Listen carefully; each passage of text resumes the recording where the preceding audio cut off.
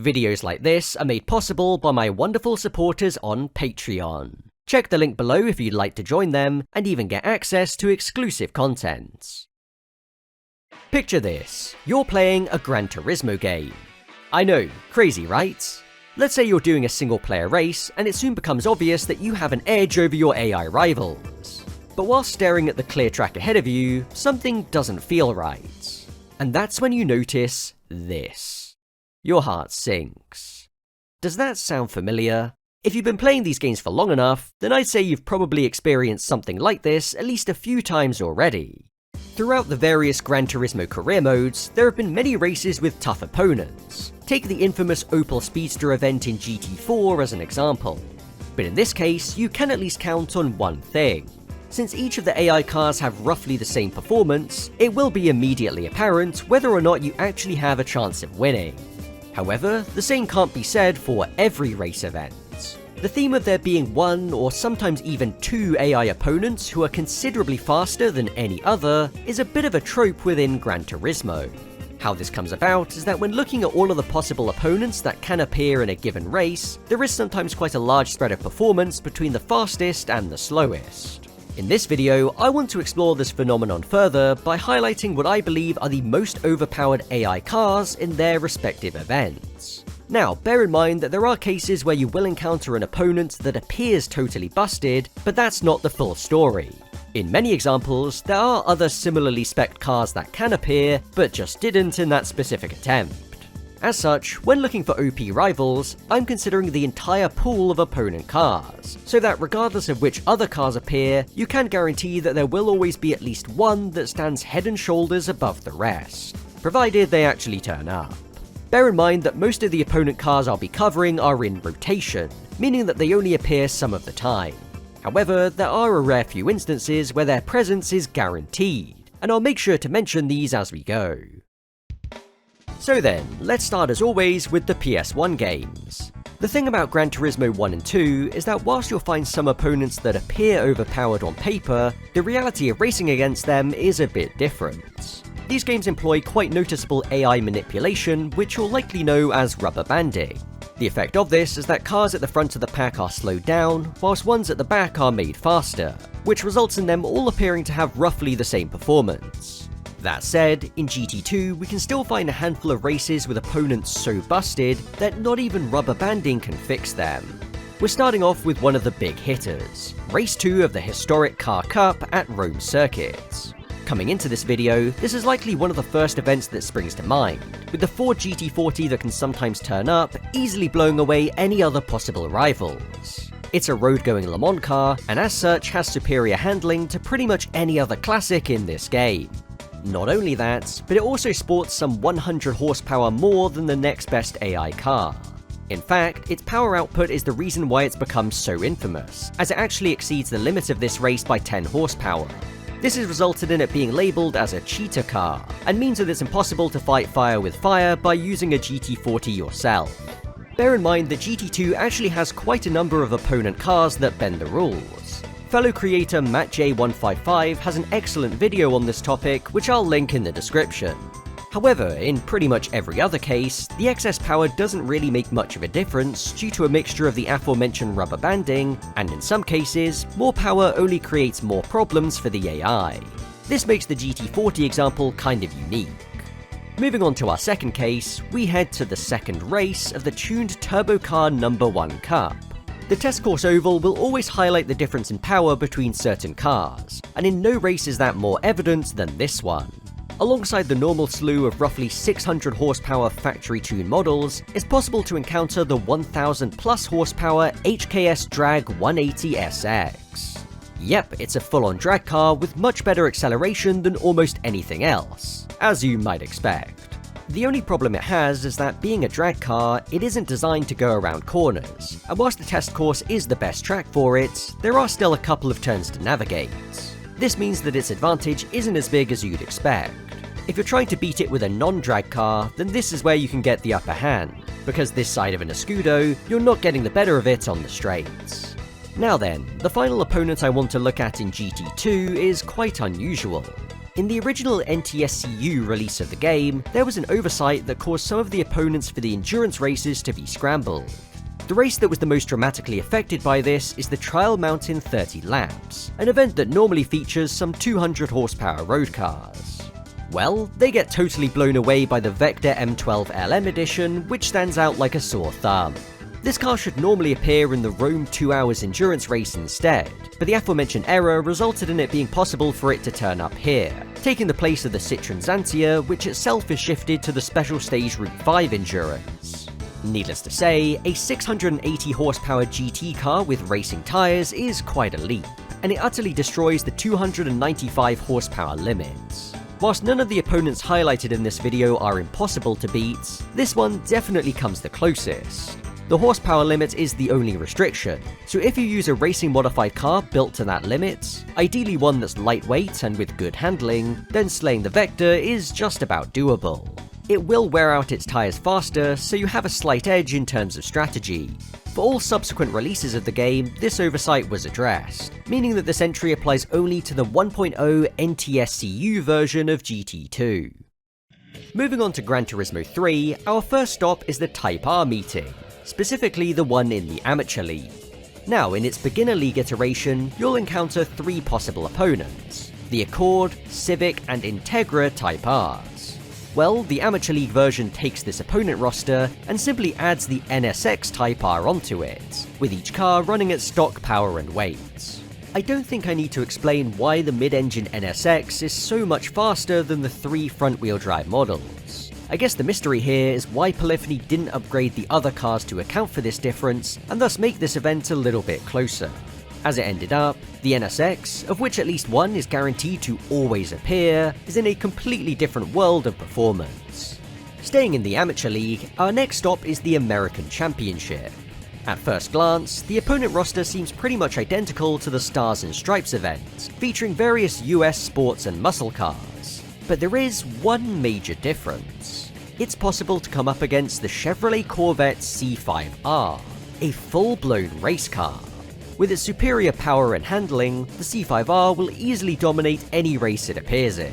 This event has no restrictions on the type of car that can be used, so technically it isn't breaking any rules, but there's no doubt that it is still a complete outlier. While some people may believe that Polyphony just included this car here to screw with players, I actually think that the truth is a bit different. When it comes to race cars in GT3, most of them have something in their name which makes this clear, like race car, touring car, JGTC, etc. However, Corvette's C5R is quite vague. From that, you would have no idea that it was a top-end GT car without looking at it. As such, I think it's entirely possible that it was included in this event simply because somebody looked at its name without context and mistakenly thought that it was a road car. Well, either that, or they felt obliged to include it just because it also features on the event's preview image. But in that case, shouldn't the Viper GTSR also appear? Many event thumbnails in this game include cars that don't actually turn up in said event, so I wouldn't read too much into this detail.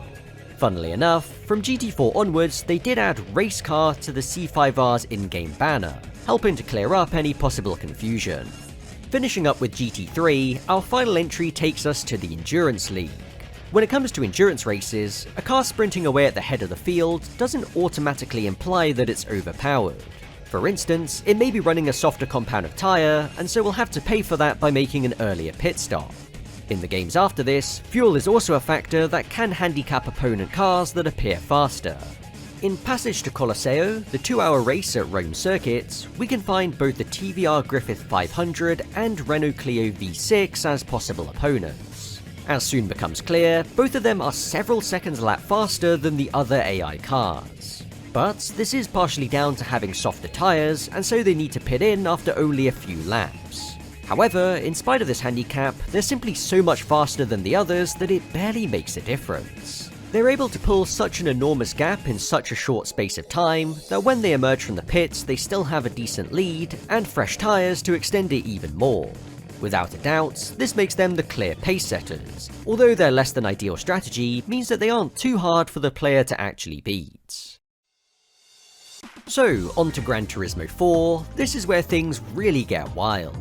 GT4 has quite a number of OP opponents, even if a few of them are repeat offenders. Kicking things off in the European events, the Europe Classic Car League is notable for its truly absurd performance spread. You can find models ranging from the 17 horsepower Fiat 500 all the way up to the subject of this entry, the 480 horsepower AC 427. Better known as the Cobra, this machine is miles ahead of any other vintage road car. It's kind of like this game's version of the GT40 in a way. The next best opponents are the Mercedes 300 SL and Jaguar E-Type. Certainly a lot faster than a 500, but they're still some way off the Cobra. And if dominating one event weren't enough, the same thing also plays out in 1000 miles. This is effectively a series of 4 endurance races that feature classic European, Japanese, and American cars. As such, its placement in the European Hall is rather odd. Once again though, the Cobra is the class of the field, but the longer races mean that it is somewhat restrained. It has considerably worse tyre life and fuel economy than any other opponent, but its sheer power more than makes up for that. Heading over to the American events, let's take a look at the old muscle car competition. No prizes for guessing what type of car this event is for. Yet again, we can encounter the Cobra, but this time it's the Shelby version. Whilst there are some other cars that rival it in terms of power, its low weight means that it can easily blow them away. There is one exception though. In this event, you can also come up against a highly modified Buick Special. Its additional weight over the Cobra is made up for with its extra power, and so both cars are quite evenly matched. If you want to win, I'd recommend either using one of these cars yourself, or just re-rolling the grid until neither of them appear. I suppose the same strategy could also apply to the All-American Championship. This is a pretty high-level event, featuring various GT and LM race cars. Despite this, there still manages to be one opponent that overshadows the rest, the Chaparral 2J. That's right, the fan car is here to steal the show, and this won't be the last time we see it either. Performance-wise, it's comparable to some of the full-on Le Mans prototypes, so it makes short work of these GT cars. To counter it, if you can't get your hands on a 2J yourself, then you'll just have to settle for one of the American GTs, possibly with some extra power. Honestly, it's best just to avoid it. In fact, you could play the original Japanese version of GT4 instead, where Chaparral doesn't even exist. In the professional hall, there's the World Classic Car League, and you can probably see where this is going. For this event, both the AC Cobra and Buick Special return to make the rest of the competition completely irrelevant. I mean, what more is there to say about these two? As far as classic road cars are concerned, there is nothing that even comes close to them in GT4, so Polyphony's choice to include them here means that the end result is inevitable. Now for a much needed change of pace, let's look at the World Compact Car Race, also found in the professional hall.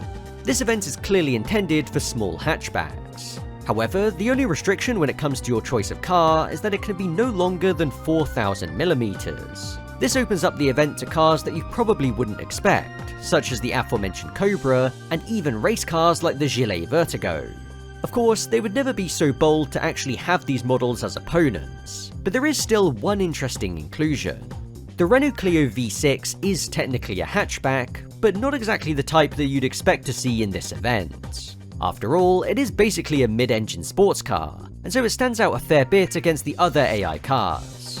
I have to mention that when it comes to the other opponents, they've all been upgraded to make around 150 horsepower, in cars that weigh so little that actually makes them quicker than you'd expect, but the Clio V6 is still the clear benchmark. When talking about events with massive performance spreads in GT4, the only one that can rival those for classic cars is the Polyphony Digital Cup in the Extreme Hall.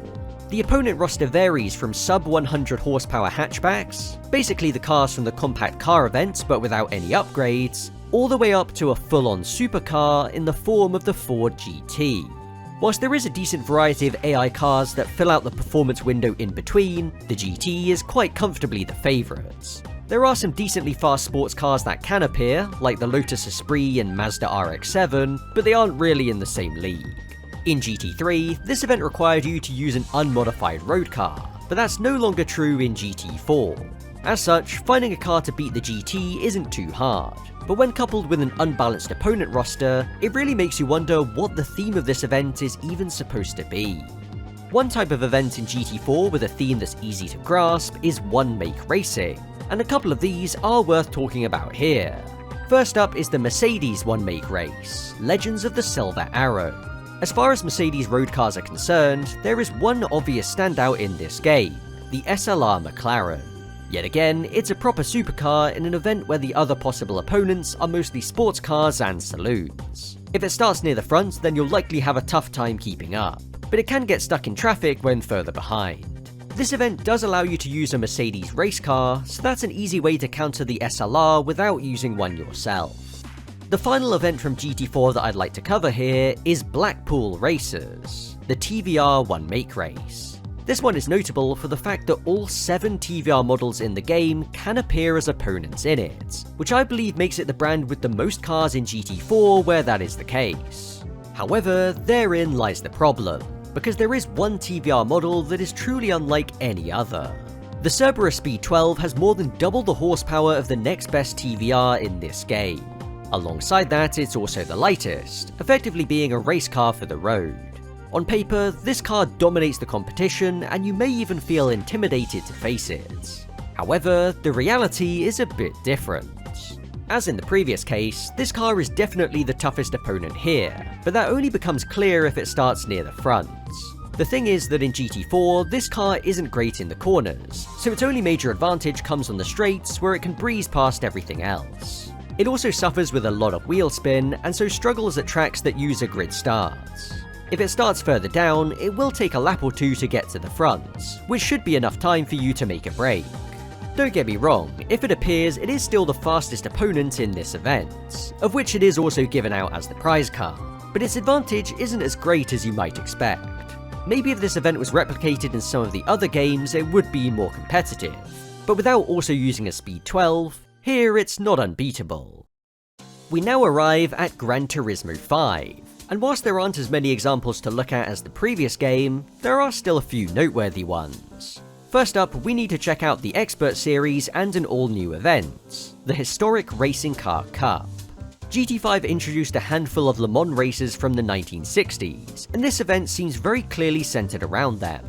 But to help fill out the grid, they also decided to use some cars that were carried over from GT4. And that just so happens to include the Chaparral 2J, but also the Toyota 7. Both of these cars were built for Can-Am Racing, which had notoriously relaxed rules when it came to how the cars were designed. As a result, they are much faster than any other pre-1980s race cars in GT5, and this event puts that on full display. Because of their high price and exclusivity to the used dealership, you likely won't be able to use one yourself, and will instead have to perform an underdog victory driving something a bit slower. Also, don't think that you can simply wait for the 2J and 7 to not turn up, because they are guaranteed to appear. In fact, if you get really unlucky, you can even end up with 2 of each. For many people, this is the hardest event in GT5, and honestly, I think that's a fair assessment. As for any contenders for that title, you could also make a case for the American Championship. Yep, this event has an overpowered opponent in its GT3, GT4, and GT5 iterations. Talk about a cursed event. The story here is pretty much the same as the previous game. The 2J simply dominates everything else. However, I do think that it's a bit less competitive than in the GT4 version of this event. Even with such a pace advantage, the AI can struggle to overtake cars, but once the 2J gets out front, it's pretty obvious that it's the fastest opponent. Also, just like the previous example, it is a guaranteed opponent, with a second one also being a possibility. The AI in this game may not be amazing, but you can never underestimate the 2J. Now, bringing our brief time with GT5 to a close is the final non-endurance event in this game, the Dream Car Championship. Whilst it never had any specific requirements, we know from looking at the opponents that appear in this event in GT3 and GT4 that Dream Car refers to the fictional race cars that are created by Gran Turismo specifically for the game. And when looking at the GT5 version, that still seems to hold true. Well, barring one small exception. Just like in GT3, there is one opponent that doesn't fit the theme. In that case, it was the Tommy Kaira ZZ2 that was the outlier. Here, it's the Jaguar XJR9. Yes, the 1988 Le Mans winner makes a surprise cameo to completely turn this event on its head. Unlike the ZZ2, which was pretty evenly matched against the fictional race cars, the Group C XJR9 is quite a lot quicker. Should it appear, it will almost certainly beat every other AI car with ease. You could argue that given this is the final championship in the game, the fact that the XJR9 makes it tougher is actually a good thing, but that does overlook this strange inconsistency. Why is this car even here? Well, just like the Corvette C5R in GT3, I have a theory that relates to its in-game name. In GT5 specifically, this car is labelled as the Jaguar XJR9 LM race car. Now, the term LM race car should set off some alarm bells, because this is exactly what Gran Turismo puts in the names of many of their fictional creations, the very ones that also appear in this event. Curiously, the XJR9 is the only real-world car in GT5 that has LM race car added to the end of its name. In real life, the car is known simply as just the XJR9, which is also what it's called in every other GT game that it appears in after this. Even in its GT4 debut, it's called the XJR9 race car, no LM. Why it was named differently in GT5 is not known, but I'd say that it was almost certainly an accident. I think that what happened is that they mistakenly lumped this car together with the XJ220 LM race car, which resulted in the new name and its subsequent appearance in the Dream Car Championship. Once again, that's just a theory which I can't confirm, but it's certainly more of an explanation than we'll ever get from Polyphony. Heading on to Gran Turismo 6, we have a couple more events to look at, the first of which I think flies under the radar for most people. The classic muscle car series can be found in the National A tier, and it brings back a few iconic opponents that we've already covered at length. GT2's rule-bending GT40 and GT4's classic car event destroying Cobra team up here to totally decimate the competition. Honestly, you've got to wonder why the rest of these chumps even bothered to turn up. It's worth noting that the Buick Special can appear as an opponent here too, but it's noticeably less competitive than it was in GT4, and so isn't really in the same league anymore. It's in the handling department where these two cars are able to make a difference, with their relative low weight being their biggest strength. Whilst labelling the Cobra as a muscle car is somewhat understandable, for the mid-engine GT40, not so much. Unless we really stretch the definition to mean just any US-built performance car with a V8 engine, then this road-going Le Mans winner simply doesn't belong here. Then again, GT6 also has an event called Fighting Muscle, and that features an opponent car which doesn't even have an engine. Anyway, the GT40 and Cobra combo might seem formidable given what we've already seen, but the truth is that they aren't incredibly hard to beat. GT6 is well known for having pretty limp AI, so whilst this event is slightly tougher than the average in this game, within the series as a whole, it's nothing to write home about. This point is the main reason why this event barely gets talked about, in spite of these massively overpowered opponents. When it comes to the events that many consider to be the hardest in GT6, we once again have to look at the historic Racing Car Cup. GT6's version of this event has pretty much the same situation as in the previous game. The 2J and Toyota 7 are simply miles ahead of anything else. Yet again, you can have up to 2 of each in any given race, but the big difference from GT5 is that it's also possible that neither appear. This means that you can avoid them entirely if you really want to, but bear in mind that if they do turn up, they always start at the front. If you are aiming to beat them, then acquiring either car is much easier thanks to them no longer being stuck behind a used dealership rotation. However, their cost means that on your initial playthrough, you will likely still have to beat them with something slower, which is once again tricky, but not impossible. When looking at the games beyond GT6, things get a little bit hazy. In both GT Sport and GT7, you can find opponent cars that have a considerable advantage over the rest, but the impact of them often isn't really that noticeable. The cause of this comes down to a few factors. For one, having drawn out rolling starts with grids of up to 20 cars means that when one of these opponents starts further down the field, it will take them some time to get to the front. That's assuming they even make it to the front at all, because their lack of racecraft makes that task harder than it needs to be.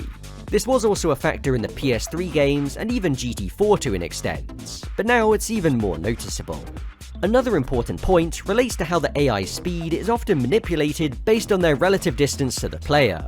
I covered this in detail a few years ago when talking about GT7, but the upshot is that when the player is far behind the leading AI, their pace is reduced. But as the player gets closer and eventually overtakes, they get much faster.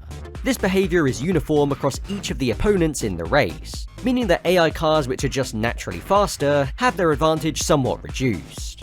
Saying all this, in GT7 there are still a couple of opponent cars so incredibly overpowered that they're able to overcome these handicaps.